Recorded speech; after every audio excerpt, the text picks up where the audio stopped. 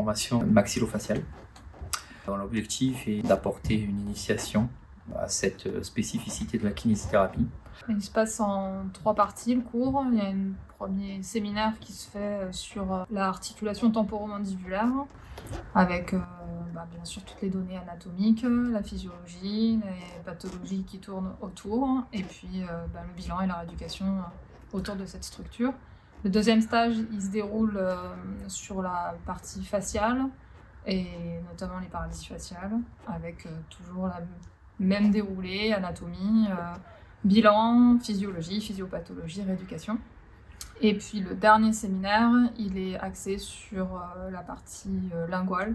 On va aborder en pathologie les troubles, ça peut être les luxations, fractures de la mandibule, ça peut être la paralysie faciale, les troubles de la déglutition, entre autres. Entre autres, donc c'est vraiment, c'est pas une pathologie qu'on aborde, mais vraiment une sphère rééducative dans des spécialités médicales bien spécifiques.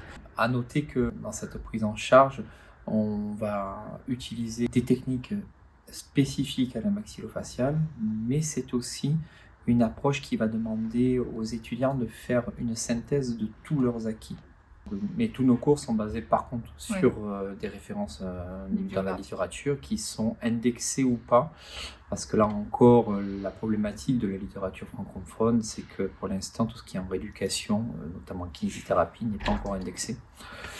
Donc on a effectivement de la publication anglo-saxonne. Et on utilise aussi les référentiels. Alors il y a les référentiels HAS, mais pas que. On essaie surtout de se fier à ce qui est fait à l'international et aux différentes sociétés internationales, soit en odontologie, soit en chirurgie maxillofaciale, soit au niveau aussi ORL, CCF.